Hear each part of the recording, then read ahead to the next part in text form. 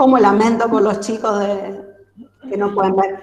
Bueno, bienvenidos a la unidad 12, primera parte de Derecho Público, y vamos a empezar con una parte muy bella del derecho administrativo, que son los actos a través de los cuales la administración se expresa.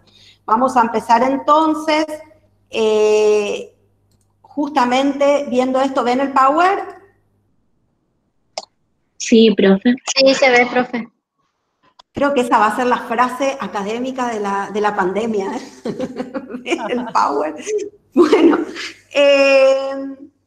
entonces, decíamos que lo que vamos a ver es justamente cómo se expresa la administración. Entonces, la administración se va a expresar en un plano externo, hacia afuera, es decir, hacia los administrados, en un plano interno, es decir, propio dentro de la administración, que un poco vimos eso ya la unidad anterior cuando vimos el principio de jerarquía y cómo en esa relación interna de los órganos que conforman la administración pública, ¿se acuerdan que les leí inclusive el artículo 2 del reglamento, donde establecía que la administración pública se va a relacionar o se va a vincular internamente a través de circulares, resoluciones, etcétera? Y en el plano interadministrativo, es decir, entre sujetos o entidades estatales. Pregunta, a ver, ¿dónde estaría la descentralización en estas tres relaciones? ¿En el orden interno? Bueno, uno dice en el orden interno, espero, ¿quién dice otra cosa? En el orden interadministrativo. ¿Quién dice otra cosa o esas son las posturas? ¿O en el orden interno o en el orden interadministrativo? Para mí lo mismo que Pablo, profe, interadministrativo. Sí, interadministrativo. Muy bien, muy bien chicos, en el orden interadministrativo está la descentralización y en el orden interno está la Desconcentración. Desconcentración. Muy bien. Bueno, ¿cómo se exterioriza entonces la función administrativa? Se exterioriza a través de reglamentos administrativos, a través de hechos, a través de un simple acto de la administración, a través de contratos administrativos y a través de los actos administrativos propiamente dichos. Es importante que tengan en cuenta que en esta filmina tienen todos los ejemplos acerca de cómo se puede exteriorizar la función administrativa. Bueno, antes de empezar con esto, vamos a ir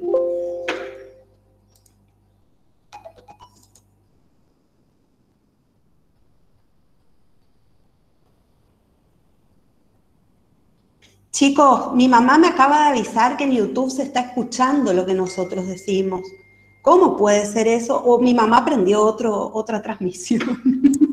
¿Puede ser que has puesto la de la clase de ayer? Claro. Preguntale qué estás diciendo y ahí te vas a enterar. Bueno, no importa. Otro tema. Si estamos transmitiendo y no estamos, que escuchen, está bárbaro, ojalá puedan escuchar aunque sea. Bueno, vamos a ver si me permite abrir un Jam, porque quiero explicarles algo sencillito, que en el pizarrón lo hacía de lindo. Ya está trayendo secuelas esta pandemia. Se extraña hasta el pizarrón y la tiza se extraña. Bueno. Fíjense. ¿Se acuerdan qué ley les pedimos para hoy?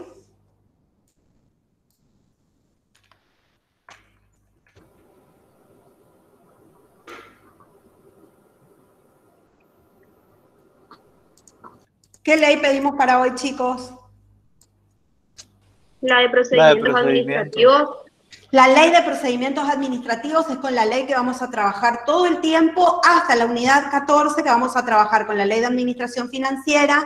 Y como nosotros estudiamos la materia a nivel nacional, vamos a trabajar también con la ley de responsabilidad del Estado, por más que hay provincias que no adhirieron, como la provincia de Chaco, a la ley de responsabilidad del Estado. Vamos a tener un ratito el Jam y vamos a hablar de cómo ve la ley los actos administrativos. Va a decir ley de procedimientos administrativos que hay actos administrativos que son unilaterales, ¿sí? Vamos a duplicar esto, así es más fácil. Hay otros actos administrativos que también son unilaterales y hay actos, no sabía que se podía hacer eso. Hay actos administrativos que son bilaterales.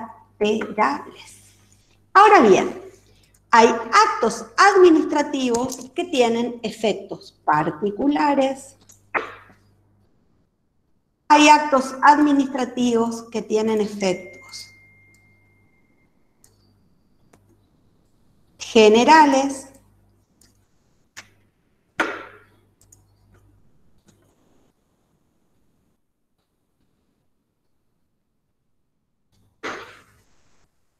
Y acá duplicamos. Perfecto.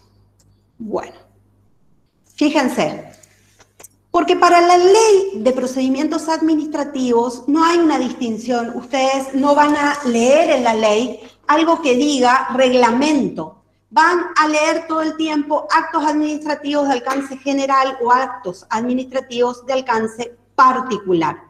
Entonces, ¿qué tenemos que saber nosotros para entender perfectamente bien esta unidad?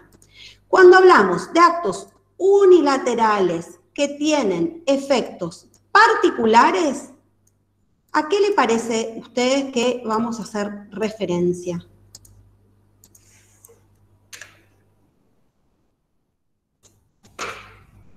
Van a ser los actos administrativos propiamente dichos, es decir, a lo que uno normalmente llama acto administrativo. En cambio, cuando nosotros veamos que son actos unilaterales, pero que los efectos de esos actos unilaterales, es decir, en los que participa una sola voluntad para su generación, es decir, la voluntad de la administración, pero tiene efectos generales, ¿ante qué les parece que vamos a estar?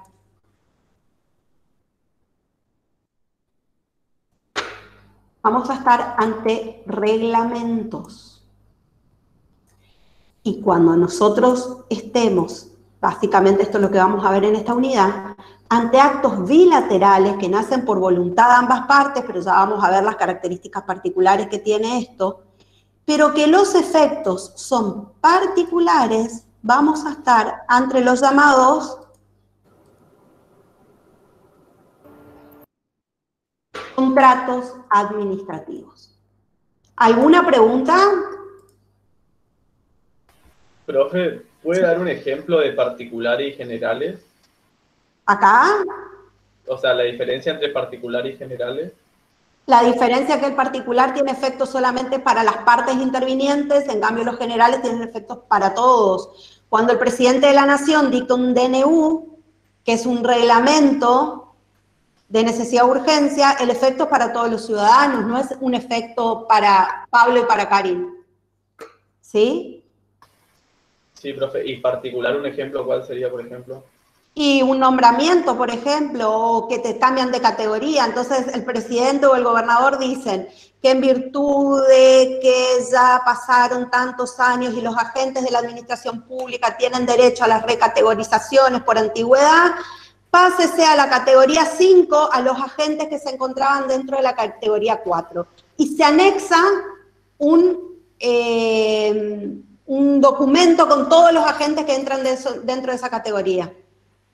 Ese acto, que en general se hace a través de una resolución o de un reglamento autónomo, puede ser dentro de lo que es la propia administración, ese acto va a tener efectos para quienes estén en el anexo. Para el resto de los ciudadanos no tiene ni fu ni fa. ¿Sí? Bueno, profe, gracias. ¿Se entendió?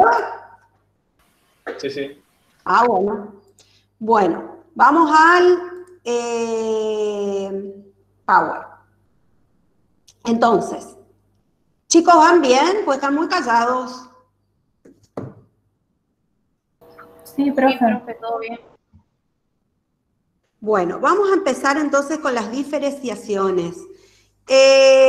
Los actos son las decisiones, declaraciones o manifestaciones de voluntad o juicio En cambio, los hechos son actuaciones materiales, operaciones técnicas realizadas en ejercicio de la función administrativa.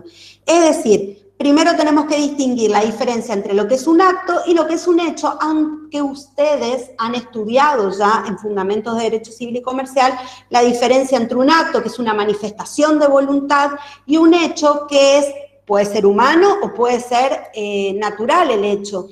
Y como lo dice ahí la Filmina, son actuaciones, circunstancias, situaciones que van a generar efectos jurídicos dentro del derecho administrativo.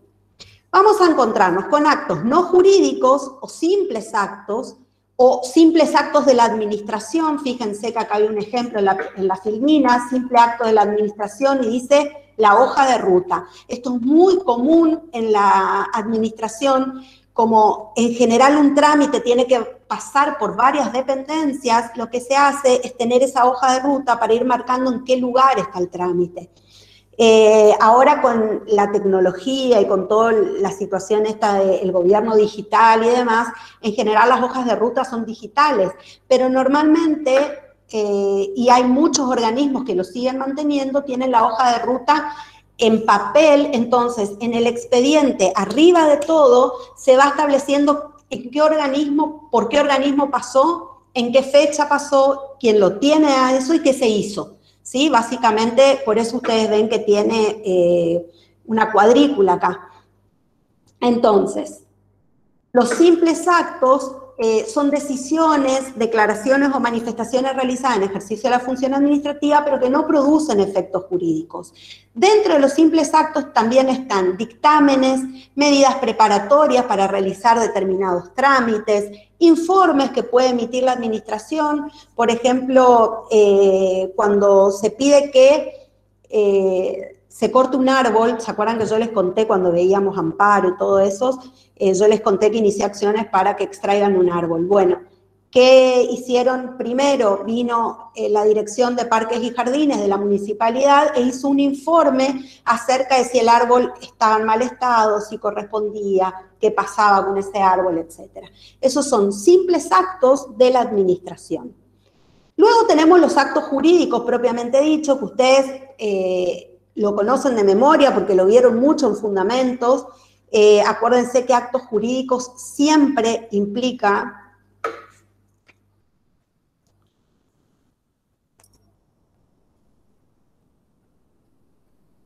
acá, vamos acá un ratito. Esto lo habrán visto, pero nunca está de más recordarlo. Nunca nos viene de más.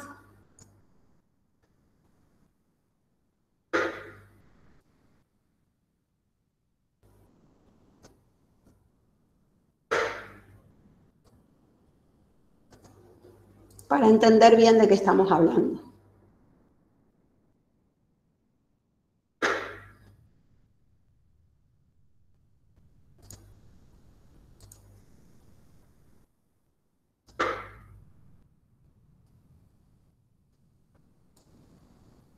Bueno, ustedes que ya pasaron por Fundamentos, me van a ir diciendo dónde tengo que unir para llegar a la existencia de un acto jurídico. A ver, ¿cómo se une acá?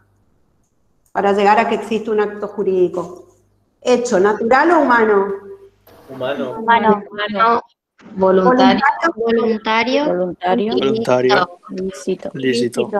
Entonces, perfecto, los hechos jurídicos son hechos humanos, voluntarios, lícitos, que tienen por fin inmediato producir la adquisición, modificación, extinción de derechos y obligaciones, es decir, produce efectos en las relaciones jurídicas, ¿sí? Lo mismo sucede cuando estamos hablando de los actos jurídicos desde el punto de vista de la administración. Y como ustedes lo saben, si bien el régimen del acto administrativo es diferente al del acto jurídico, porque como actúa la administración, y al actuar la administración, como venimos diciendo desde un principio, hay un régimen exorbitante del derecho público, entonces tenemos en claro que no va a ser exactamente igual a un acto jurídico privado, pero sí podemos decir que son actos voluntarios, humanos, ¿sí? Ilícitos. En eso tenemos las mismas características. Chicos, me voy a permitir un segundo porque me siento mal que los chicos no pueden, aunque sea escuchar esto. ¿Saben que voy a poner la transmisión común sin que la puedan, no importa que no la puedan ver, pero por lo menos bien. Que lo puedan escuchar aunque sea y por lo menos hacer las preguntas o algo. Okay. No sé. Porque quedaron afuera chicos de la comisión y eso me están escribiendo, Flor Castro quedó afuera, o sea, gente así que es alumnos nuestros. Profe, yo estoy acá. Entonces, ay, Flor, con vos me vengo equivocando, ¿viste? Che, no, y entonces la otra Flor era. Se ve Karin, la pantalla de YouTube. Sí, sí, sí. Al que lo pueden ver es a Fausto, más que nada en mi pantalla de YouTube. Las rutinas de ejercicio. Yo quisiera saber cómo hago para tener los abdominales que tiene ese señor. Seguilo. El primer paso. Es un genio. Es un genio. Genio, re genio. Te voy a hacer caso, Karin, La próxima. No, vos ya tenés preparado el cuerpo para poder tener así. Con este tema del COVID no hago nada, pero nada, Como no hay gimnasio, no hay nada. Bueno. ¿Está? ¿Ya está? No. Se supone que sí. Creería que sí. A ver. Ahí está. A ver. Emitir en directo. Me van a ver a mí nomás los chicos, pero por lo menos me van a ver explicando. Te están escuchando. Te está escuchando. Si no, lo otro que se me ocurre es hacer un live. Perfecto. Esperando a Karin Rosenblum, 21 de octubre de 2020. Esperando a Karin. Dice, estás en directo. Sí. Ahí está. Perfecto. Bueno, por lo menos que se me ve. No, no se te ve, me parece. Espera a ver el ingreso de nuevo. Un ratito está cargando, sí. Está cargando. No, porque... Por ahí tiene que apagar su cámara del mic, profe, para que aparezca en YouTube. A ver.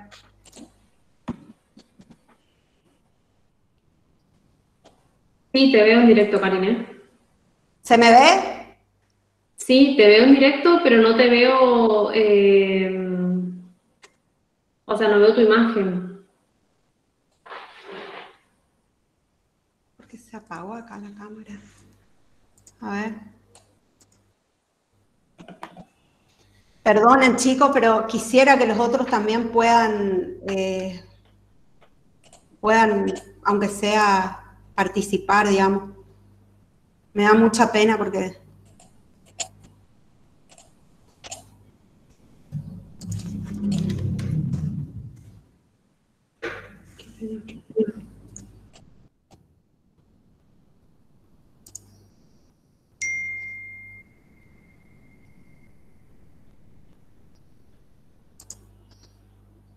No, está como apagada la cámara, no sé por qué. Bueno, no hay caso, che, por más que yo quiera. Intenté. Sí, por lo menos me quedo con la conciencia tranquila de que intenté, pero no... Bueno, de última que me escuchen, lo dejo prendido, si no pasa nada. Si le quieren avisar a sus compañeros, chicos, y por lo menos si ellos van siguiendo las filminas que yo voy explicando, no me voy a ir al jam. Si ellos siguen las filminas, pueden, aunque sea, escuchar y hacer alguna pregunta, si necesitan hacer la pregunta en el momento, ¿sí? Se ve que algo pasó, ya lo voy a arreglar para la próxima. Bueno, si me hacen el favor de avisar y seguimos entonces. Bueno, gracias.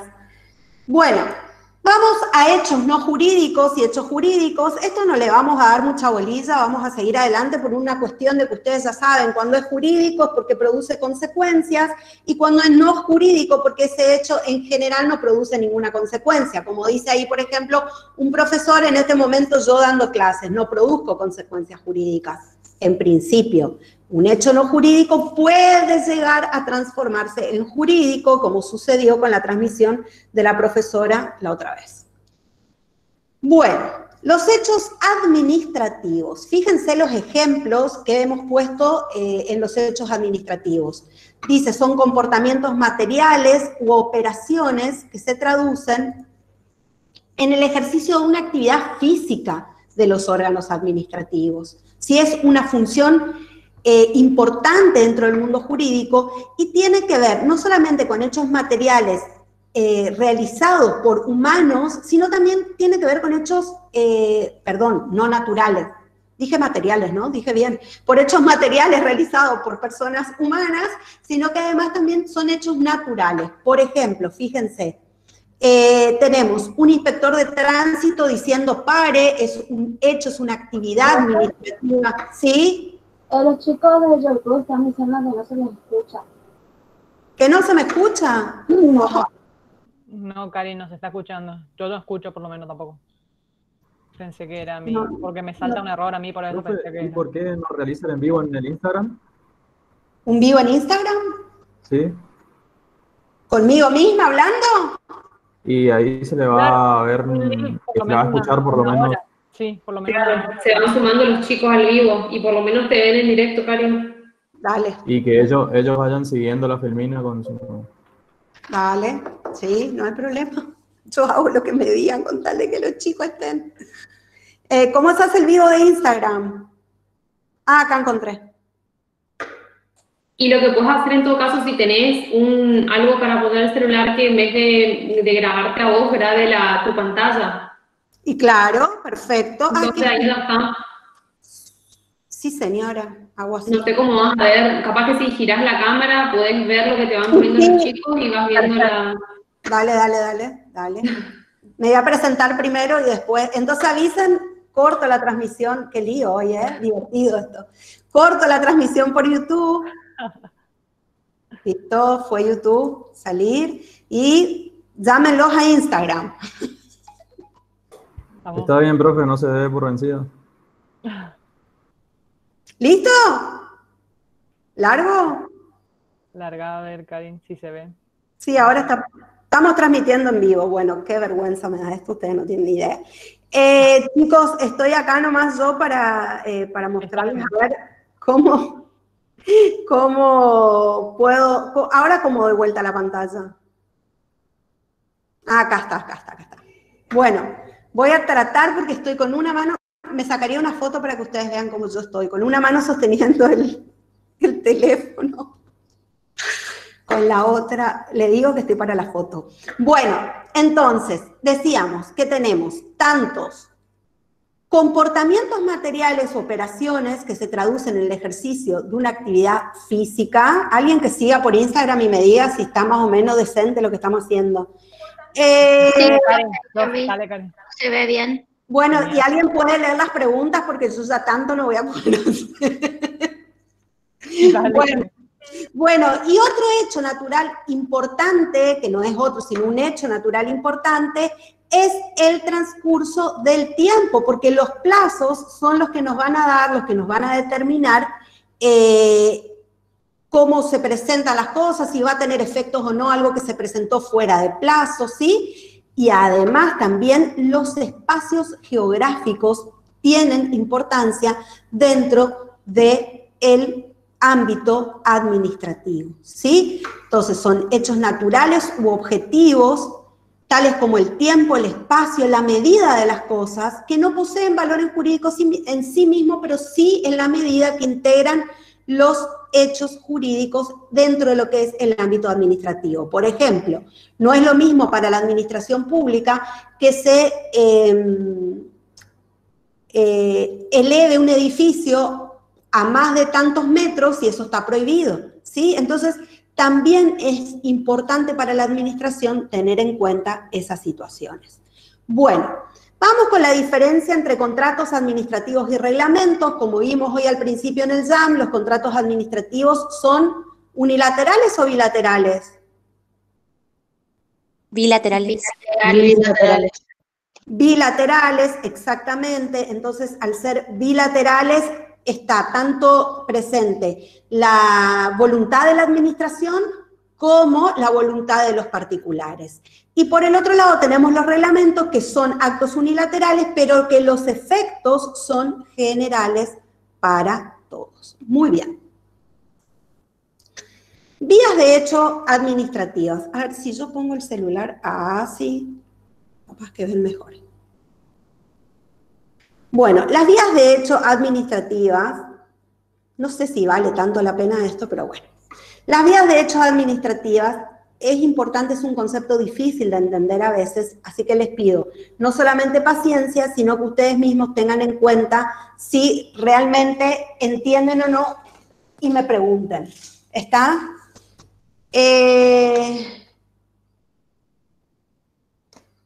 No, estoy tratando. Se ve ahí bien. Estoy tratando de apoyar el celular porque me cansa la mano, pero no tengo dónde apoyarlo. Bueno, el concepto de vía de hecho administrativa pertenece al campo de la ilegitimidad, y esto ya lo tendríamos que saber, porque si dice vía de hecho, ¿qué quiere decir?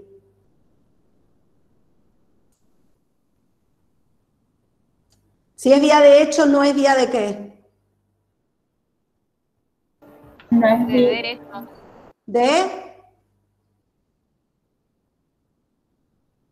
¿De qué? Los chicos que están en Instagram pueden tranquilamente opinar, ¿eh? Si no es vía de hecho, o sea, evidentemente no es vía de qué. De derecho, es algo ilegítimo. De derecho, Claro, de derecho, exactamente. Entonces es una vía ilegítima, ¿sí? Comprende los comportamientos materiales de la administración que sin alcanzar a configurar una declaración implican una grosera o grave violación del ordenamiento jurídico. Y la Ley de Procedimientos Administrativos dice, ¿quién busca el artículo 9 de la ley?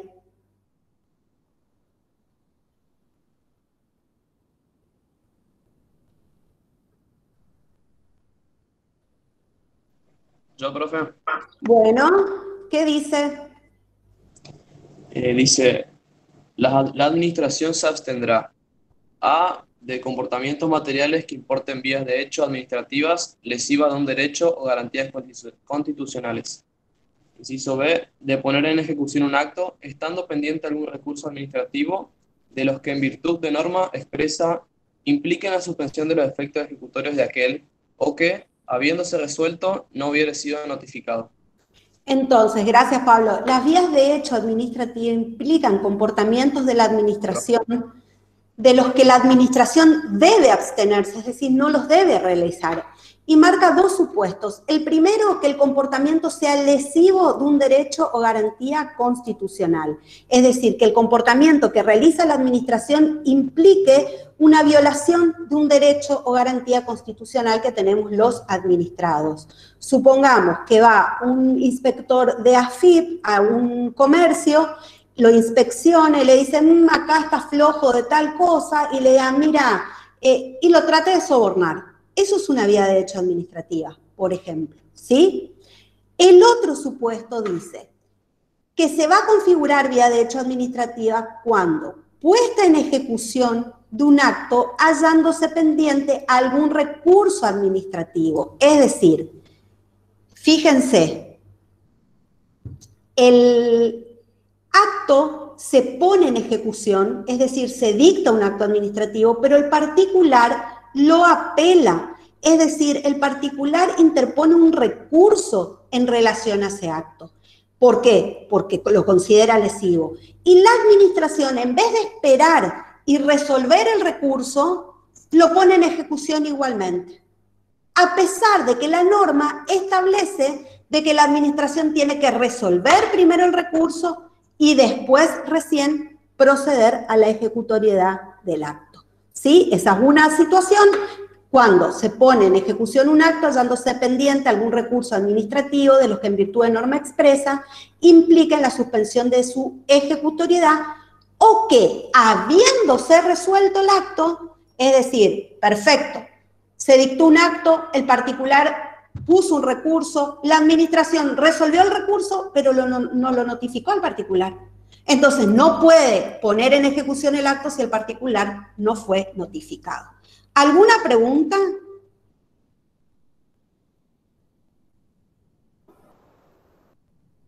Profe, yo no entendí. ¿Puedo explicar de vuelta? Qué divina. No fue pregunta, fue directamente, yo no entendí. ¿Los dos supuestos no entendiste o hubo alguno que sí entendiste? El último que explicó. ¿Ninguno de lo que expliqué? El último, profe. Ah, el último. Bueno, perfecto. A ver.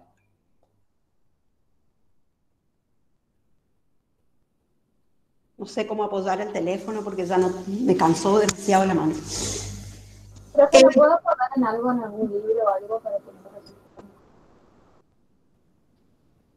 Ahí sería lo ideal, pero claro, ahí sería ideal, pero no tengo en qué apoyar.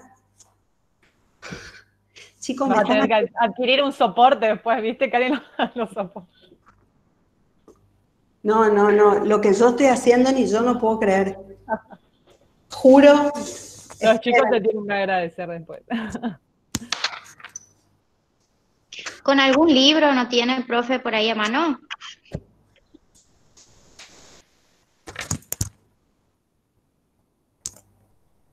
Bueno, a ver. No, igual no hay caso. Grábese usted de último, profe. No, ¿a quién me quiere ver a mí? Yo no soy la interesante de esto. No sé dónde apoyarlo, le juro. A ver ahí. No, porque si no se tapa la camarita también. No puedo creer, estoy perdiendo tiempo con esto. Me estoy poniendo ya En la nerviosa. parte de adelante, profe, del libro, no sé sobre qué quiero apoyarlo. Sobre adelante, no atrás. Ahí se ve perfecto, Karina. Ya sé lo que vamos a hacer. A ver, ahí, ustedes ya sé, ahí está. Ahí. ¿Así? ¿Ahí se ve? Sí. ¿Sí? Te vemos a vos ahora. ¿A mí? Sí, ahora vemos el techo. Ahí vemos la pantalla a la mitad. Capaz, Cari, tenés que grabar a vos, no haces un vivo vos. ¿Ahí? A ver, cambia, ahí, pero cambia la cámara. Ahora toca ahí, un poquito más para arriba mirando el celular. No, ahí nomás, porque ya más no puedo. Ahí. ¿Ahí? Dale, bueno. Ahí estamos, ahí. Ahí explico entonces. Ahí, genial, ahí. Bueno, lo primero es... Ay, se llega acá el teléfono y va a ser un lío. Bueno, lo primero que tenés, el primero es fácil, porque es cualquier acto de la administración que produjo una lesión a un derecho o garantía constitucional. ¿Ese lo entendieron? Necesito que sean contundentes, tipo, sí, profe. Esté tranquila. Siga. Sí, profe. Bueno, el segundo supuesto tiene que ver, marca dos situaciones. La primera situación que marca, vamos a irnos de acá, no. Vamos a irnos de acá, a ver, ahora que se vea el jam en el famoso esto, sí se ve. La segunda situación es la siguiente, fíjense. La administración dicta un acto. Ese acto produce una lesión, voy a poner así, no, siglas nomás porque si no tapo la cámara. Produce una lesión ¿a quién? A un particular. ¿Hasta ahí vamos? Entonces, ¿el particular qué hace? Interpone un recurso. ¿Sí? ¿Qué tiene que hacer? Esto es así entonces. Hay un acto X, este acto produce una lesión a un particular, entonces el particular decide interponer un recurso. ¿Qué pasa con este recurso? ¿Quién lo tiene que decidir? ¿Quién decide sobre el recurso? ¿La justicia? No.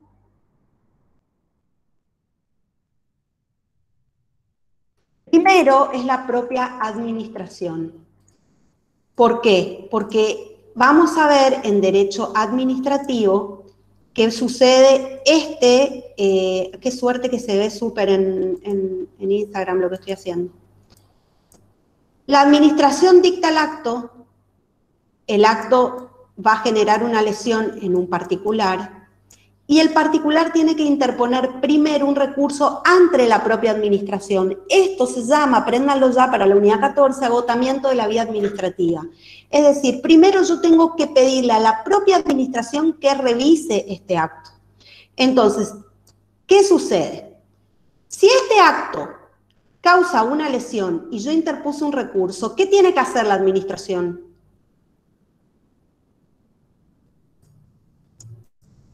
No, vamos a hacer para acá. ¿Revisar el acto, profe? Resolver el recurso. La administración tiene que resolver el recurso, tiene que determinar si ese recurso es válido o no es válido. ¿Hasta ahí vamos? ¿Se entendió esta primera parte? Sí, profesor. ¿Se entendió este sistema? Entonces. Sí, profe. Profe, ¿Sí? en el chat un compañero preguntó a qué se refiere con recurso.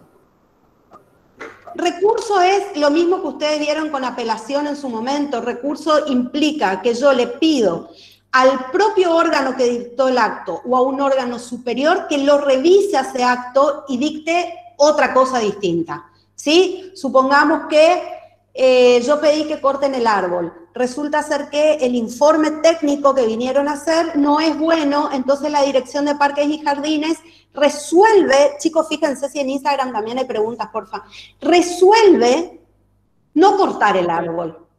La Dirección de Parques y Jardines resuelve no cortar el árbol. ¿Qué hago yo? Interpongo un recurso que se llama recurso de revocatoria, que ya lo van a ver en la unidad 14, diciéndole, señor director de Parques y Jardines, revoque su decisión, cámbiela, porque el árbol produce tal perjuicio, tal perjuicio, tal perjuicio, tal perjuicio. ¿Se entendió lo que es recurso?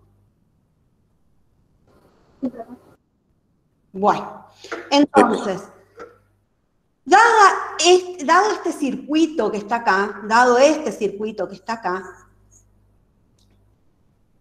¿qué pasa cuando se produce la vía administrativa, la vía de hecho administrativa? Se produce cuando la administración cortó acá, cortó este circuito. Por más que el particular haya interpuesto un recurso, directamente ejecuta el acto. No, vamos a escribir que es más fácil. Lo ejecuta. Ese es el primer supuesto que da. ¿Sí? La administración ejecuta el acto directamente. Sin resolver, corta ahí y lo ejecuta sin resolver. Ese es el primer supuesto de vía administrativa. ¿Se entendió eso o no? Sí, profe. Sí, profe. Bueno, la alumna que me preguntó, que yo no sé quién fue, ¿entendió? ¿Qué me dijo, profe, no entendí nada? Sí, profe. ¿Entendiste este primer supuesto? Y ahora sí. Perfecto. Vamos al segundo pedacito de ese mismo supuesto, ¿no? ¿Qué dice? Fíjense. Vamos a ver si puedo borrar. Ahí está. El segundo supuesto que dice, la administración resuelve el acto, resuelve el recurso, por sí o por no, no importa. Y otra vez pone en ejecución este acto. Pero ¿qué falta en este circuito? Si resolvió el recurso, ¿qué tiene que hacer la administración?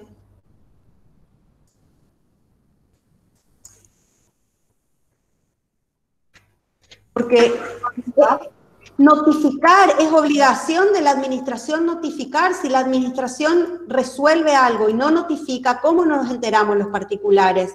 Es la única manera que tenemos en los actos administrativos, sobre todo que son los actos administrativos de carácter particular, se notifican. O sea, me tiene que llegar a mí una notificación de la municipalidad a mi domicilio diciéndole, señor, se resolvió esto. ¿Por qué es tan importante la notificación, chicos? Porque me puede dar lugar a mí, primero, a un nuevo recurso.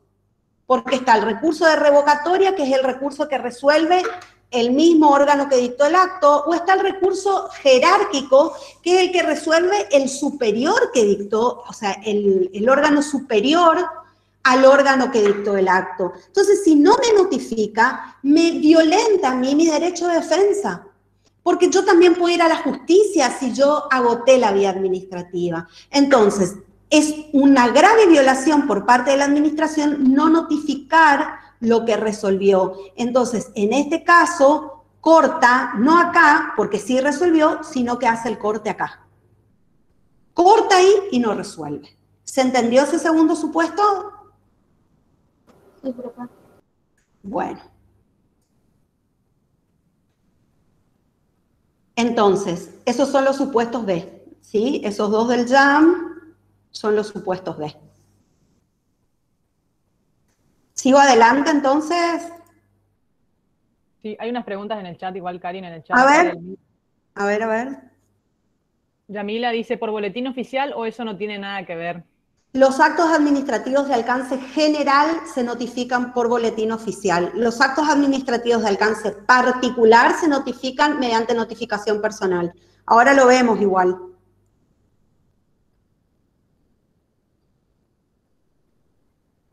¿Alguna otra? ¿En Instagram hay alguna pregunta? No, agradecimientos nomás, Karin. Ah, qué suerte. Bueno, los actos interorgánicos. Los actos interorgánicos eran actos que entonces podíamos relacionar con qué tipo de principio jurídico. ¿Con desconcentración o descentralización? Con desconcentración. Muy bien, muy bien, muy bien. Entonces, la actividad interorgánica es aquella que vincula a dos o más órganos de la administración integrantes de una misma persona estatal, ¿sí? Por eso estamos ante una desconcentración, es la misma persona pública estatal.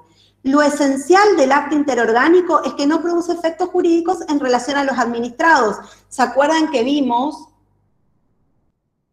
acá al principio, que lo voy a poner porque no estaban los chicos de Instagram, que la actividad administrativa se iba a manifestar en un orden o plano externo, es decir, con repercusión directa en los administrados, en un orden interno, que es lo que estamos viendo justamente, que es un órgano, que es un orden dentro del propio órgano, eso quise decir, del propio órgano de la administración, o en el orden interadministrativo, que ya estábamos con el principio de descentralización. Entonces, lo que estamos viendo ahora es dentro del mismo órgano, ¿sí? Son aquellos cuyos efectos repercuten directamente en órganos de una misma persona pública estatal. Por ejemplo, el Ministerio de Educación, que emite una circular para las escuelas. Entonces, acá está el ejemplo del Ministerio de Educación y la escuela número tanto. Un acto interorgánico. Las relaciones interorgánicas a que dan origen los actos internos de la administración se clasifican justamente porque son internos en actos de control. Acuérdense qué tipo de control teníamos acá. ¿Cómo se llamaba el control dentro del... Tutela administrativa. Tutela administrativa. No me hagan doler así el corazón. Cuando eran en la desconcentración dentro del mismo órgano, ¿cómo era el control? Fin. De subordinación, profe. Pero ¿y cómo se llama el principio jurídico? De jerarquía puede ser, De jerarquía, ahí está. De jerarquía. Si el control es jerárquico, y justamente, no sé quién dijo subordinación, pero está perfecto porque el control se da de los órganos superiores a los órganos inferiores. Pueden ser actos de colaboración, como por ejemplo, propuestas que emite un órgano en relación a otro. Pueden ser de conflicto en relación a cuestiones de competencia, donde un órgano dice que no es competente y el otro sí, o viceversa. De jerarquía, porque existen, como decíamos, como leímos en ese artículo 2 del reglamento de la Ley de Procedimientos Administrativos, pueden ser circulares, instrucciones, resoluciones, ¿sí? O consultivas. Dentro de las consultivas están los dictámenes que hacen las asesorías legales y técnicas, ¿sí? Bueno, a este tipo de relaciones jurídicas se le aplican supletoria o analógicamente las normas relativas al acto administrativo. pero hay que tener en cuenta ciertas peculiaridades. Por ejemplo, no rige en toda su dimensión el carácter de ejecutoriedad que tienen los actos administrativos. Ahora vamos a ver dentro de un ratito que los actos administrativos son ejecutorios. Ejecutorios significa que tienen un principio de ejecución, que los actos hay que cumplirlos y hay que realizarlos. Tampoco se le explica en principio la característica típica de los actos administrativos, que es la estabilidad. Se conocen a través de circulares, órdenes internas, instrucciones, y son irrecurribles en principio ante tribunales judiciales. Es decir, los actos interorgánicos de la administración no se revisan judicialmente, excepto que afecte el estatus jurídico del funcionario o empleado público, es decir, salvo que esos actos generen alguna lesión a los derechos subjetivos de los funcionarios o empleados públicos.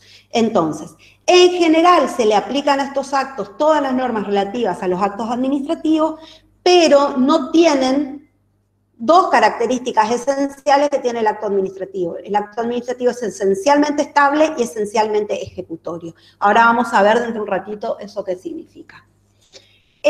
Tampoco son susceptibles de impugnación ante las propias autoridades administrativas, ¿sí?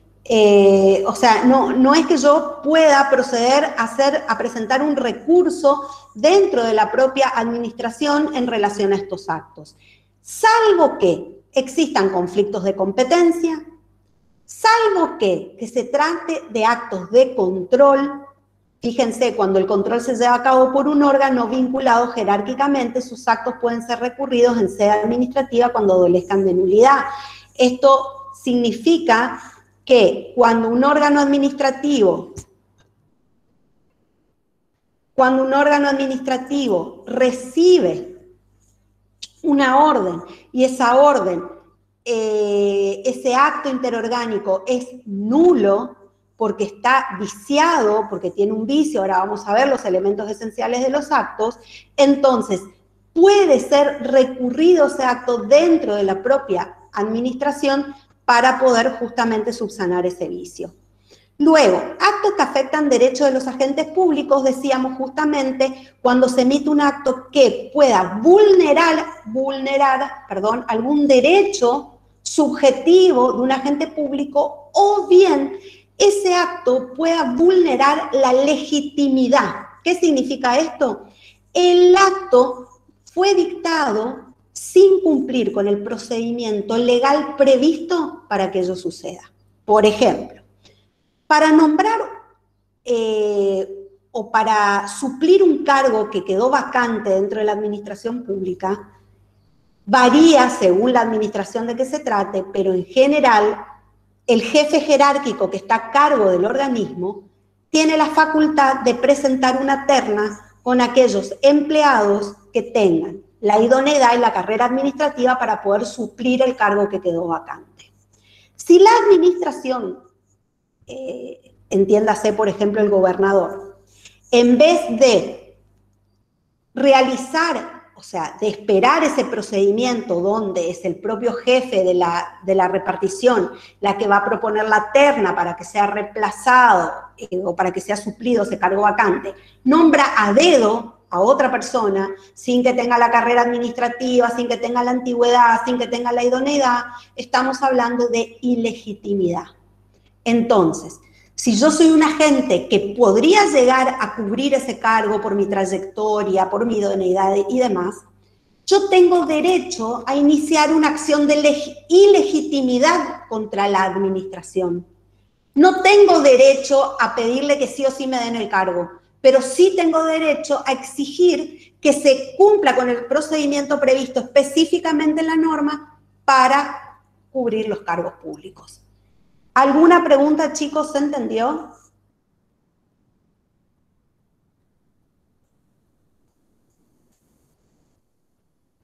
Sí, se entendió, profe. Bueno. En Instagram preguntas. Me parece que estamos teniendo pocas visualizaciones en Instagram. No hay preguntas, Karen. Bueno. Vamos con los actos interadministrativos. Los actos interadministrativos ya van a referir a una relación de qué carácter. Descentralización. Descentralización. Descentralizada. Entonces, justamente hay que vincular dos entes que son descentralizados.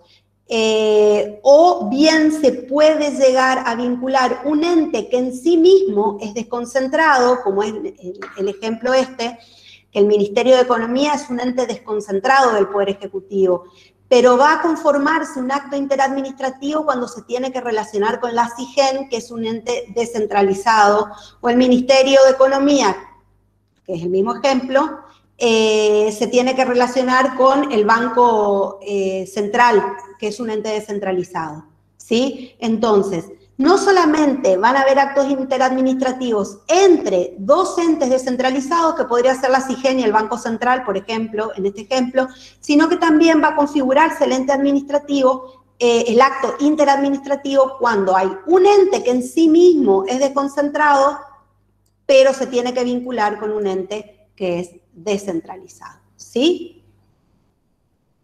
Bueno, los actos interadministrativos se pueden dar relaciones entre distintas esferas de competencia constitucional, es decir, diferentes órdenes de poder, como son los órdenes nacionales y provinciales. Entonces acá hay un ejemplo entre el ENRE, por ejemplo, que es el Ente Nacional Regulador de la Electricidad, y SECHEP.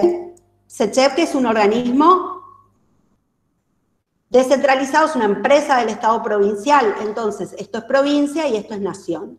O también se pueden dar entre entidades estatales pertenecientes a una misma esfera de gobierno, que es el ejemplo que vimos anteriormente, ANSES y el Ministerio de Desarrollo Social de la Nación. Hasta ahí, chicos. Hasta ahí, porque vamos a empezar propiamente con actos administrativos. ¿Alguna pregunta?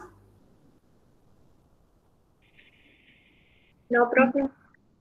Bueno, ¿no entienden nada o se entiende? Es para quedarme tranquila nomás, porque es muy importante esta unidad y la mayoría de las preguntas en los exámenes giran en torno. Se entiende, profe. Si se entiende, ponen en el chat por el Meet, Karin. Bueno, muchas gracias. Entonces seguimos. Bueno, vamos a empezar con los actos administrativos propiamente dichos. La definición que está acá la tomé de Casañe, por si alguien quiere una definición distinta, ustedes saben que no hay ningún inconveniente. Es importante saber que es toda declaración proveniente de un órgano estatal, ¿sí? Declaración que proviene de un órgano estatal, por eso es unilateral, porque es una declaración que proviene de una sola parte, de un órgano del Estado. Esta declaración la realiza el ente estatal, el órgano estatal, en ejercicio de la función materialmente administrativa. ¿Qué significaba materialmente administrativa? Que ustedes ya vieron esto cuando empezamos administrativo. En ejercicio de una función materialmente administrativa. ¿Qué implica? Que el contenido va a ser administrativo. Exactamente, que el contenido va a ser administrativo. Es una función que se va a ejercer teniendo en cuenta que el contenido va a ser eminentemente administrativo. Y que va a caracterizarse por un régimen jurídico exorbitante del derecho privado. Esto lo vengo repitiendo desde un principio. ¿Qué significaba que el régimen es exorbitante del derecho privado?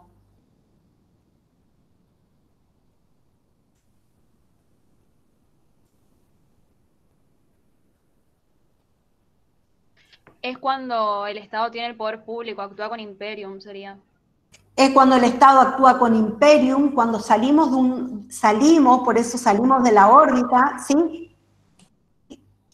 Salimos de la órbita de lo que es el derecho privado, porque ya no va a haber una relación de igualdad, sino que va a haber una relación de subordinación entre el Estado, o sea, el particular en relación al Estado va a estar subordinado, en el sentido, simplemente no porque tengamos menos derechos, sino porque el Estado tiene un poder justamente en ejercicio de ese imperium porque va a satisfacer necesidades públicas, porque va a satisfacer un interés general, porque va a tener por mira el bien común y no el bien individual de cada uno de nosotros.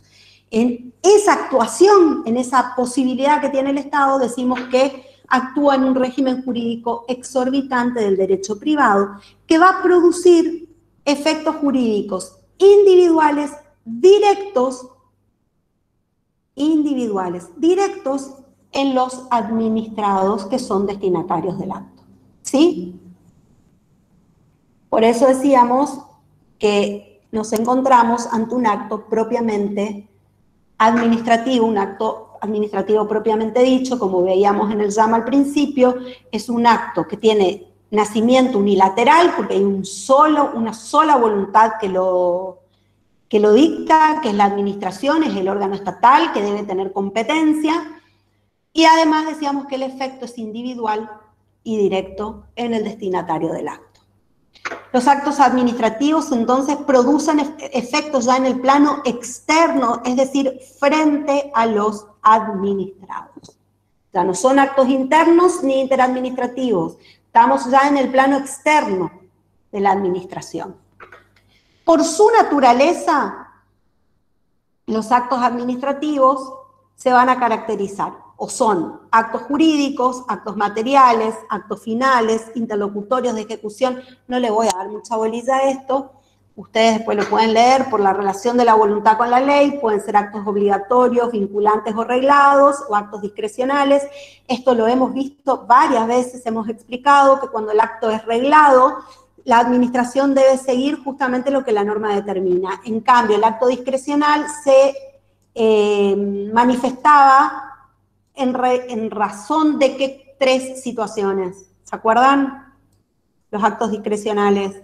Oportunidad, mérito, profe. Perfecto. Oportunidad, mérito o conveniencia. ¿Sí? Bueno, pueden ser unipersonales o colegiados, ¿sí? Según los sujetos que intervienen, actos colegiados o actos complejos. El acto es complejo cuando intervienen varios órganos, es colegiado cuando no es unipersonal, esto ya lo han visto de diferentes maneras. Internos, externos los que se dan dentro de la administración, ya sea los interorgánicos o interadministrativos, y los externos son aquellos que afectan a los particulares. Después hay actos administrativos que aumentan los derechos de los administrados, por ejemplo, cuando te dan una concesión, cuando te dan un permiso especial, cuando te dan una autorización administrativa. En cambio hay otros que disminuyen los derechos de los administrados cuando se extingue un derecho que antes te había dado la administración, cuando se implementa un acto punitivo, una sanción. Bueno, pueden ser expresos, tácitos, presuntos. Y vamos a la parte importante que son los elementos del acto administrativo.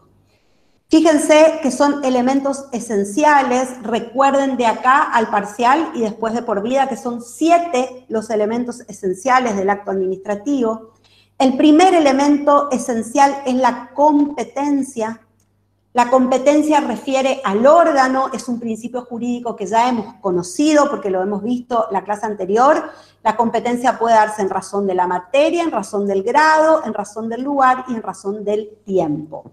Ahora bien, los órganos son ejercidos por agentes, ya sea funcionarios o empleados públicos, y ese funcionario o empleado público tiene que tener capacidad.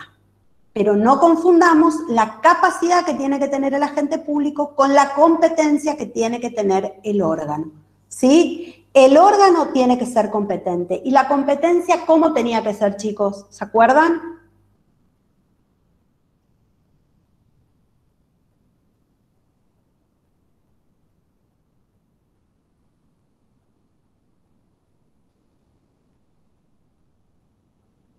Clase anterior, sí o sí, ¿cómo tenía que ser la competencia? ¿Se cortó la transmisión? No, Karin, están. Ah. Profe, no sé si es esto, pero puede ser que la competencia no se presume. ¿O no? Claro, sí, la competencia no se presume. ¿Y de dónde proviene? Ah, una competencia de derecho, proviene de una norma, una ley. ¿De una ley, profe? Exactamente, chicas, exactamente. La competencia es objetiva, siempre proviene de una norma, de una ley en sentido formal o material, pero siempre tiene que provenir de una ley. El segundo elemento es la causa. La causa es, según la doctrina y jurisprudencia de la Corte Suprema, circunstancias y antecedentes de hecho y derecho que justifican el dictado del acto administrativo. Eso es la causa. Y acá hay un ejemplo. Esta es una resolución del Consejo Directivo de la Facultad de Ciencias Económicas. Fíjense el ejemplo, dice, considerando que por el mencionado expediente se tramita la evaluación docente convocada por resolución tanto a la abogada, tanto para la permanencia en su cargo de profesora adjunta, imagínense de quién es esto, con dedicación simple de la asignatura X. ¿Qué está contando en este pedacito el acto administrativo? ¿Por qué se llevó a cabo? Exactamente, qué circunstancias, qué antecedentes. Fíjense que antecedentes es cuando dice que por el mencionado expediente se tramita, ¿qué expediente? Este, dice, visto el expediente tanto, entonces se considera que teniendo en cuenta este expediente, se tramita la evaluación docente convocada por razón. Son todas circunstancias y antecedentes de hecho que van a dar lugar al dictado del acto, ¿sí?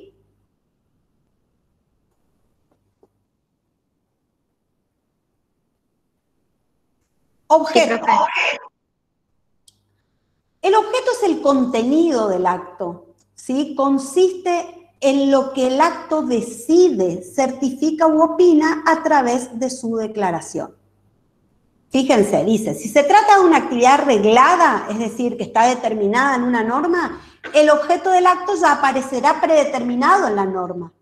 Ya va a estar previsto en la norma porque ese objeto justamente va a estar identificado en la norma que establece que se debe actuar de determinada manera, se debe realizar de determinada manera.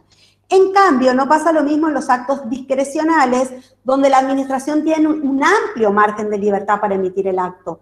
Pero recordemos siempre que ese amplio margen de libertad está restringido, limitado por la legalidad, por el principio de legalidad. Este ejemplo que vamos a ver acá es una actividad reglada, es una actividad que ya está previsto en el estatuto docente de la facultad, de la universidad, y está previsto en el estatuto propio de la Universidad Nacional del Nordeste. ¿Qué dice? Artículo 1. Aprobar el dictamen producido por unanimidad por la comisión evaluadora que actuó en la evaluación docente convocada por resolución tanto para la permanencia en su cargo de profesora adjunta. ¿Cuál fue el objeto de este acto?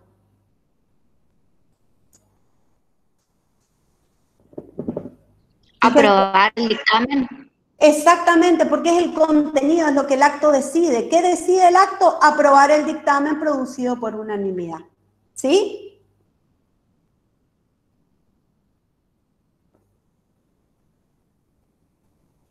Están muy calladitos hoy. Sí, profe. Bueno, finalidad. La finalidad se relaciona con el aspecto funcional del acto. Sería ¿para qué? ¿Para qué? ¿Cuál es la finalidad que tiene este acto? Que la resolución tanto se solicita al Consejo Superior adecuar las designaciones de los profesores titulares y adjuntos de esta facultad a la nueva estructura curricular del Plan de Estudio 2018 y en virtud de ello corresponde la renovación de la designación de la abogada tanto como profesora adjunta. Esa es la finalidad. ¿Cuál es la finalidad? ¿Cuál es la finalidad? ¿La renovación de la designación de la abogada, profe? ¿O no? No, no. Designar a un profesor para el cargo.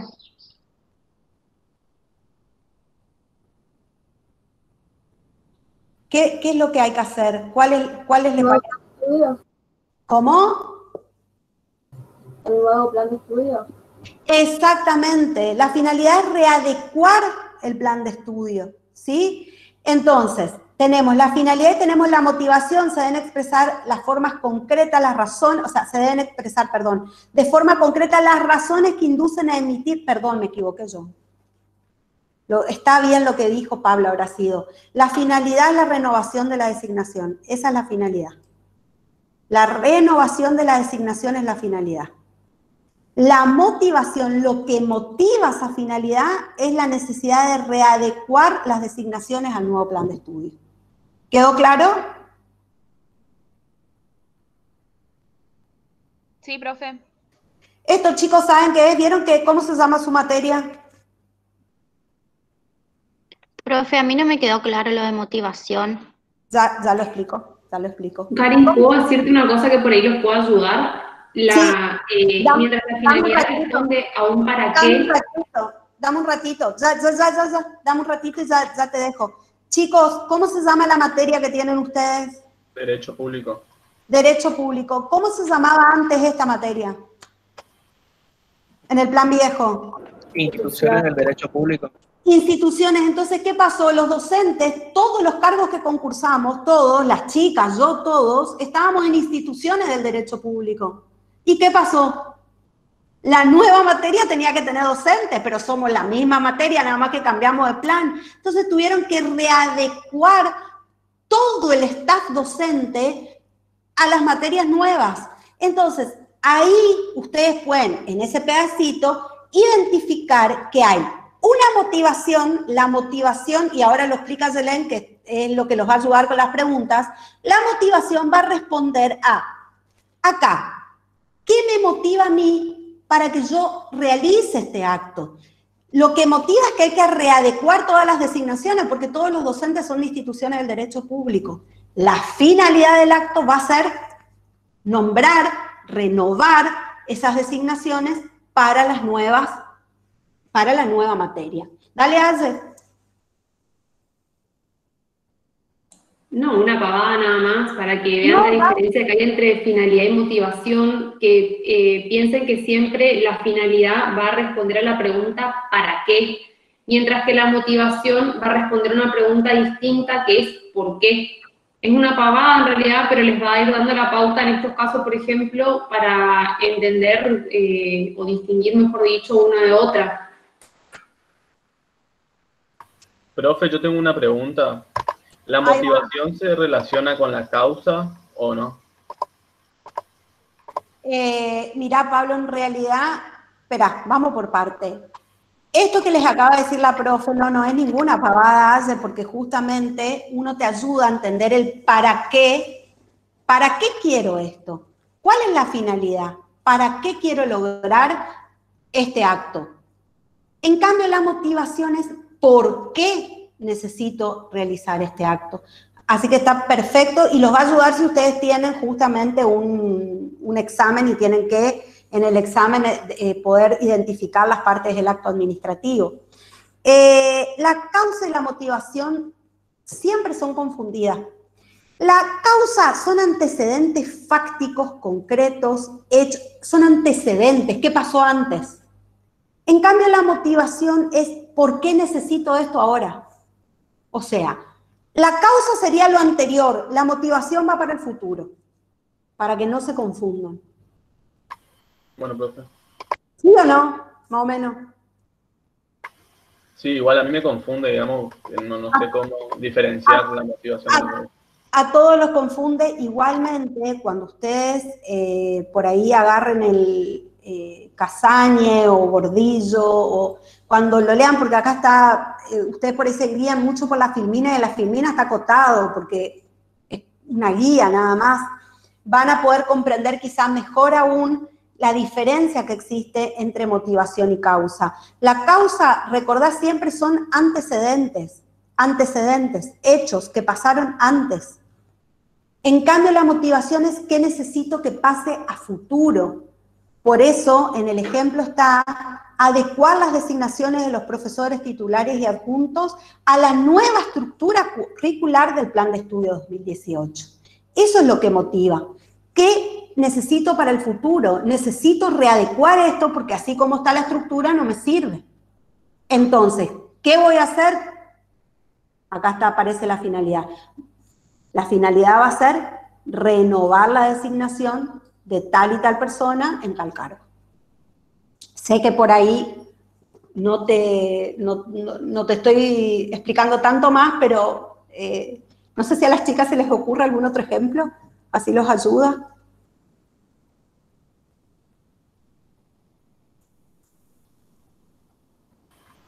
fue, no importa, profe, no pasa nada. Sí, no, igual, más que otro ejemplo por ahí, Pablo, lo que entiendo yo que nos querés preguntar es si cada uno de estos elementos puede identificarse de manera independiente, y les va a pasar a ustedes cuando analicen en la profesión, sobre todo algunos actos administrativos, en los que, por ejemplo, cuando hay algún vicio, es decir, cuando alguno de estos elementos no se plasma en el acto como debería, no afecta solamente uno de los elementos, al final van a encontrar cierta conexión entre, por ejemplo, como decías vos, la finalidad y la causa, ¿sí? O sea, no necesariamente esto está absolutamente separado, digamos, en el análisis de los actos. En este caso es muy simple, porque fíjense que en la resolución esta, como es cortita, nos queda bien claro y nosotros podemos ver esta distinción, digamos, entre el para qué y el por qué. Pero yo no sé si eso es, en concreto, esa es tu pregunta, digamos, y lo que vos intentabas hacer es como hacer compartimento de estos elementos, y por ahí eso te va a costar mucho, porque realmente fuera de este caso es difícil que sean tan independientes los elementos del acto. ¿No? No sé qué decir, Karin, que estás de acuerdo conmigo, ¿no? Sí, es difícil. Sí, a nosotros nos cuesta por ahí identificar, y salvo que el vicio sea muy manifiesto, por ahí también cuesta mucho. Así que, bueno, sigo. Otro elemento es el procedimiento esencial, que es lo que hoy les di el ejemplo, para el nombramiento de un cargo vacante. Sí o sí tiene que haber un procedimiento que se cumpla, porque para cada acto que realiza la administración hay un procedimiento previsto en la norma. Acá les puse una foto de la resolución entera, digamos, porque cada partecita de esto da cuenta del procedimiento que se fue cumpliendo. Hubo un expediente que estableció qué es lo que se necesitaba y que está la evaluación del docente. Hay un considerando de ese expediente donde se cuenta qué se tramitó, qué se hizo. Fíjense, obra dictamen emitido por unanimidad por los miembros de la comisión evaluadora, no se produjeron impugnaciones. Esto da cuenta de que se estuvo cumpliendo paso a paso el procedimiento previsto en el propio estatuto de la universidad para que se llegue al nombramiento del docente. El otro elemento es la forma. Ustedes ya lo vieron a este elemento, no les es desconocido porque lo vieron en Fundamentos de Derecho Civil y Comercial. La forma es cómo se exteriorizan los actos afuera, ¿no? Porque una cosa es que yo tengo una idea y otra cosa es que la saca afuera. Por eso dice la exteriorización de la voluntad al plano externo. En general, en todo nuestro ordenamiento jurídico, la forma es por escrito. Hoy en día por escrito digital, pero sigue siendo escrita la forma, por más que sea un formato digital. Y hay que tener en cuenta que en la administración, a diferencia de lo que ocurre en el derecho civil y comercial, donde decíamos el que calla no otorga, ¿se acuerdan que el silencio en los actos privados no implican ni sí ni no implican una manifestación de voluntad? En la administración, dado que hay una situación de superioridad de la administración en relación a nosotros, los administrados, las leyes tienen previsto qué sucede cuando la administración guarda silencio. Por ejemplo, el artículo 57 de la Ley de Procedimientos Administrativos del Chaco habla de una negativa tácita. Es decir, si pasado el plazo que tenía la administración para expresarse, la administración hace silencio, se entiende que hay una denegación tácita. Entonces, cuando se requiere un pronunciamiento concreto, en general, en los procesos administrativos, ese silencio es interpretado como negativa. La norma exige la intervención activa del administrado para obligar a la administración a que actúe. Cuando uno inicia un trámite... Sí. Disculpe, están pidiendo en el chat si puede ir más lento. Bueno. Cuando uno inicia un trámite ante la administración y uno sabe que la administración tiene plazos, uno presenta el trámite, espera el plazo, en general son 10 días hábiles, porque los plazos en la administración se cuentan al igual que los plazos que ustedes aprendieron en el derecho civil y comercial en fundamentos, eso no tiene variación. En todo el derecho se cuentan así los intervalos, por días hábiles. Entonces, yo espero los 10 días hábiles. Si la administración guarda silencio, está previsto en la norma algo que se llama pronto despacho, es decir, yo administrado tengo que pedirle a la administración un pronto despacho, una pronta decisión. Sucedidos o pasados 30 días sin que la administración se expida, se considera que yo agoté la vía administrativa y me queda libre, expedita, ya para poder iniciar las acciones que yo necesito en la vía judicial. A eso hace referencia la Filmina cuando dice la norma exige la intervención activa del administrado para obligar a la administración a que actúe. A eso se refiere el pronto despacho.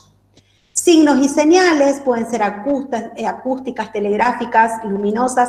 Por ejemplo, la administración.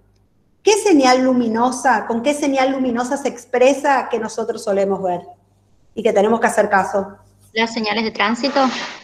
El semáforo, claro, ¿no es cierto? O sea, nosotros vemos el rojo y sabemos que tenemos que parar. No hay necesidad que haya una persona de la administración pública diciéndonos, es rojo, pare, qué sé yo, ya lo tenemos incorporado a eso.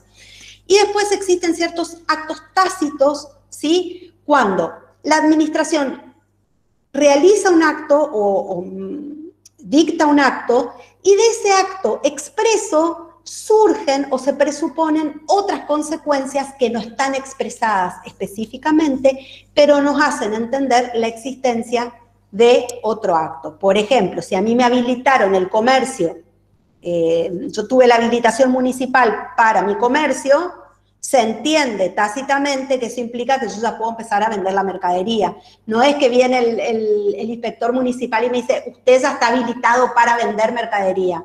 El inspector municipal me dice, su negocio está habilitado. Y ahí queda, ¿sí? Bueno, los elementos accidentales los voy a pasar por alto, rápido, porque hay mucho más todavía por aprender y estamos súper en hora. Son la condición, el plazo y el modo, que ustedes ya lo aprendieron en Fundamentos de Derecho Civil y Comercial, lo vieron en relación al acto administrativo y lo vieron en relación a las obligaciones. Es exactamente lo mismo, es más, ustedes lo vieron más profundamente, porque ustedes cuando ven la clasificación de las condiciones no solamente ven en suspensiva y resolutoria, lo mismo el plazo. Pero es básicamente lo mismo, los actos administrativos pueden estar supeditados a condición, plazo o cargo. Caracteres del acto administrativo. Karin, disculpame una cosita, te interrumpo antes que continúes. El live de Instagram tiene una hora nomás, te permite, y está por cortarse conforme el horario que yo anoté que comenzó. Lo finalizo. Entonces, claro, sí, y lo volvés a reiniciar sería, entonces. Sí, no sé si vale la pena reiniciarlo, porque había muy poquito. Ok. Se pueden incorporar los alumnos, claro. No sé.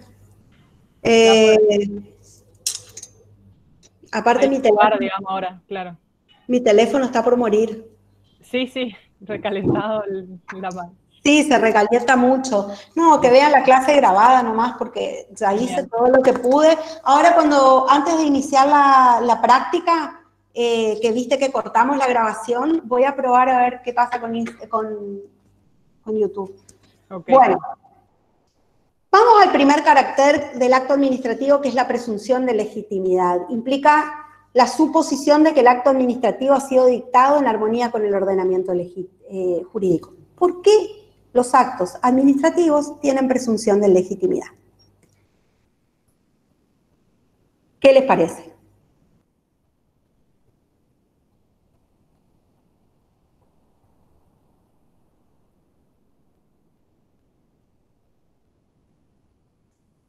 Porque son dictados por quién los actos administrativos.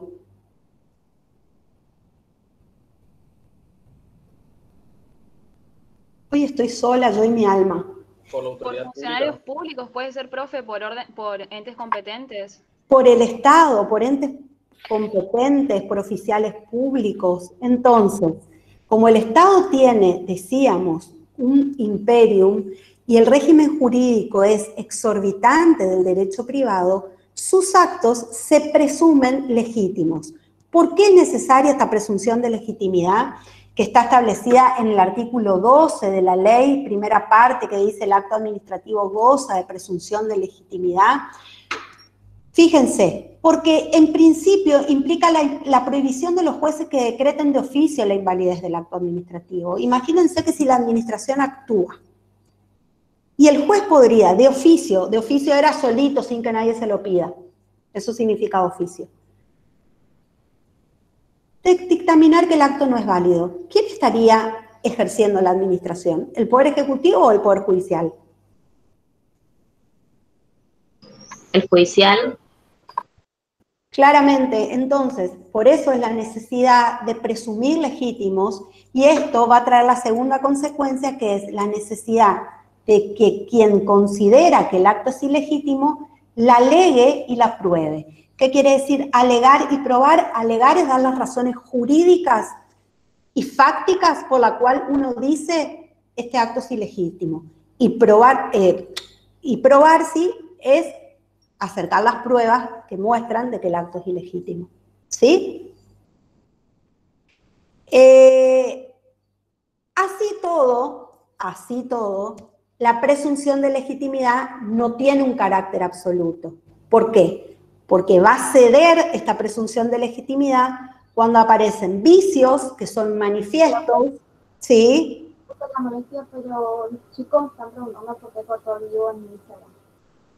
Chicos, no escuché nada. ¿Me dicen de vuelta, por favor? Están preguntando por qué cortó el vivo en Instagram. Porque se me calentó el teléfono. Bueno, voy a tratar, si se me muere el teléfono.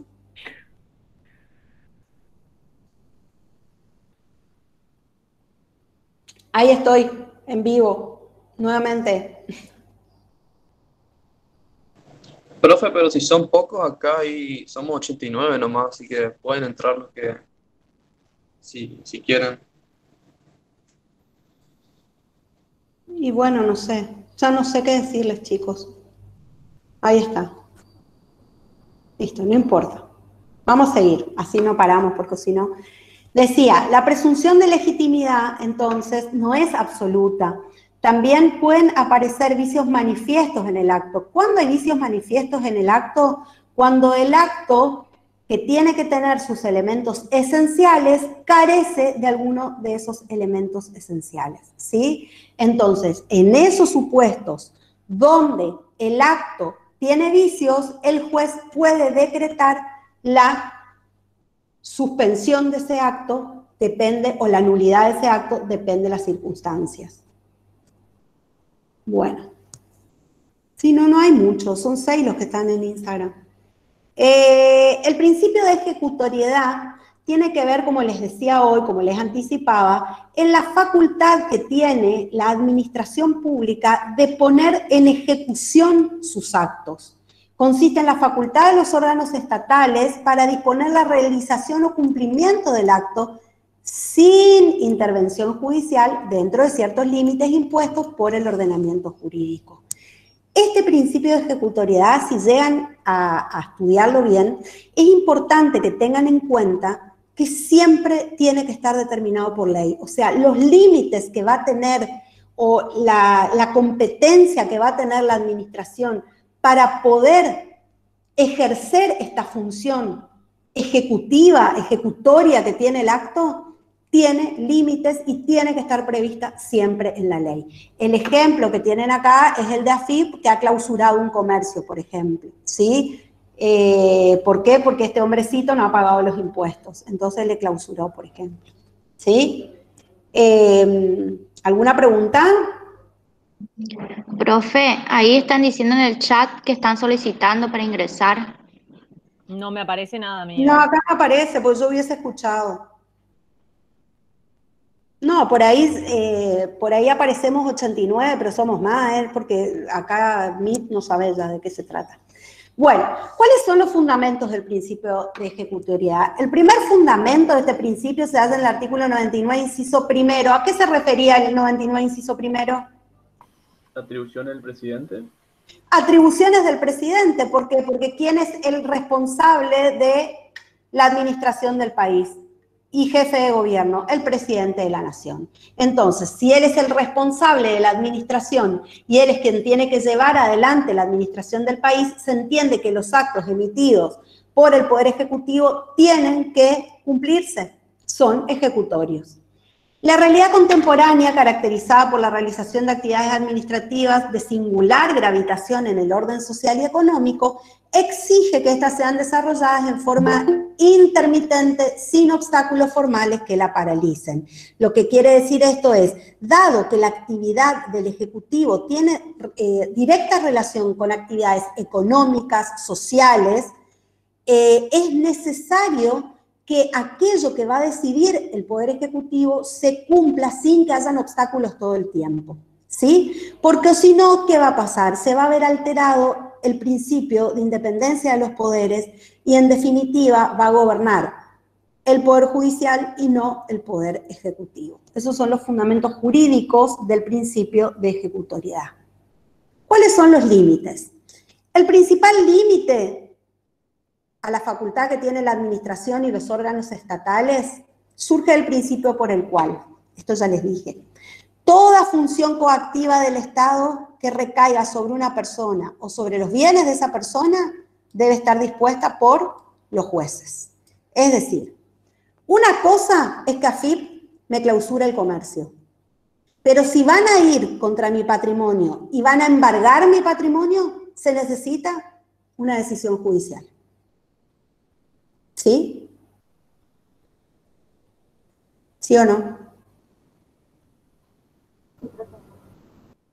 ¿Cuáles son las excepciones? La protección del dominio público, la demolición de un edificio que amenaza ruina. Supongamos que se hace una denuncia por un edificio que está en ruina y es inminente y no se puede esperar que el juez dicte la orden y hay que demolerlo. La decisión ejecutoria, la ocupación temporánea anormal. Ahí esto lo vamos a ver, les prometo que después se los vuelvo a explicar, pero si me quedo en esto, nos vamos a ir de clase, pero lo vemos en la unidad 13, ¿sí? La ocupación temporánea anormal es cuando el Estado ocupa determinados bienes de los particulares de forma inminente por una cuestión de urgencia, como pasó ahora con el COVID, que se dispusieron, por ejemplo, que clubes, que lugares grandes se conviertan, por ejemplo, acá en el Chaco teníamos el centro de convenciones que se convirtió en un,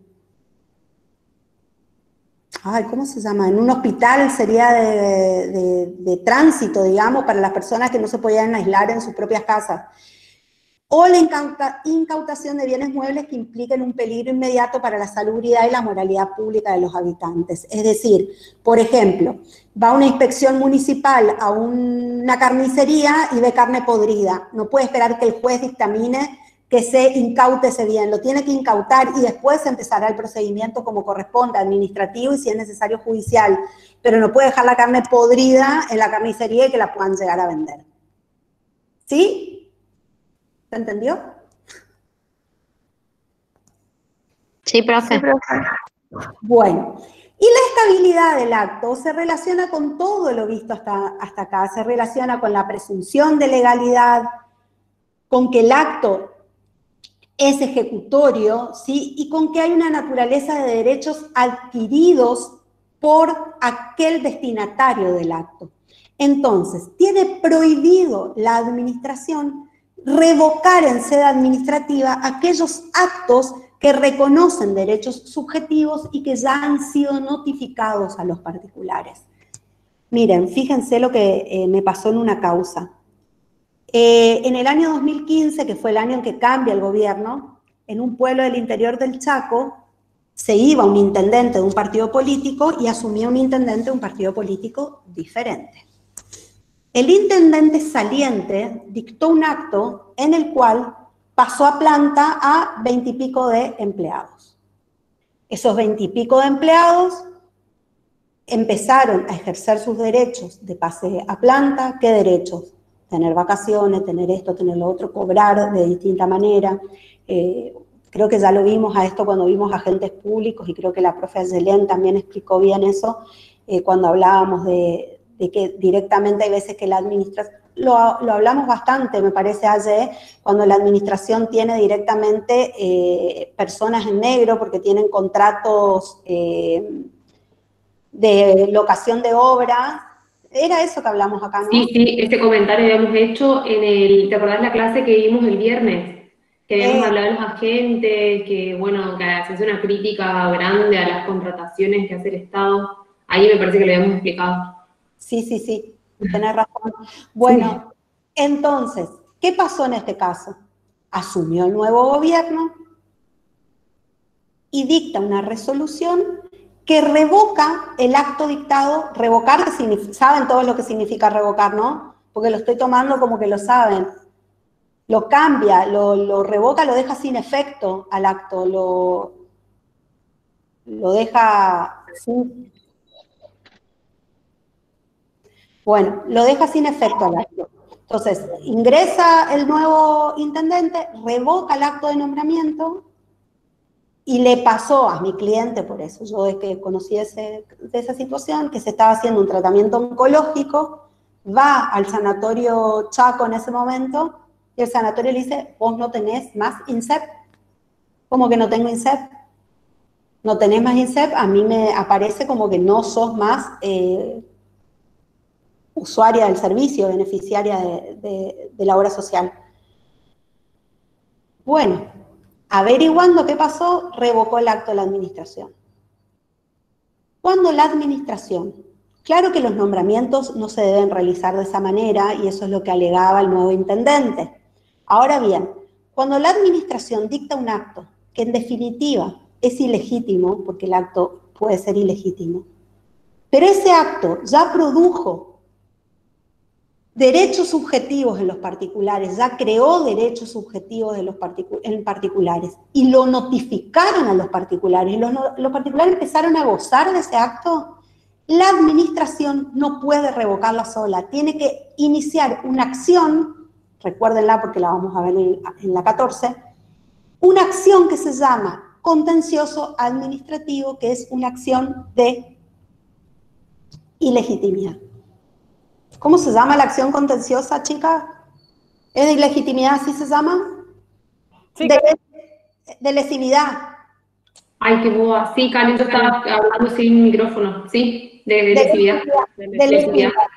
Lesividad es una acción que inicia la administración misma, la propia administración, para revocar un acto. Es una acción de... lo que pasa es que las acciones contenciosas administrativas, ya vamos a ver la 14, se clasifican. Esta es una acción contenciosa administrativa que se llama de lesividad, cuando la administración ha dictado un acto ilegítimo, pero ese acto ilegítimo ya fue notificado a los particulares, comenzó a tener efectos en los particulares, otorgó derechos a los particulares, entonces para poder revocarlo tiene que ir a sede judicial. ¿Se entendió? Sí, profe. Sí, profe. Bueno. Todos los actos administrativos son impugnables. Primero en vía administrativa, a través de recursos jerárquicos de revisión y otros. Nosotros particularmente vamos a ver el recurso de revocatoria, el recurso jerárquico y el recurso de apelación. Quizá el recurso de queja, pero son los recursos que vamos a ver que se dan dentro de la administración. Y también son impugnables en sede judicial mediante acciones judiciales de anulabilidad por ilegalidad, pero en definitiva las acciones judiciales en este ámbito se llaman acciones contencioso-administrativas.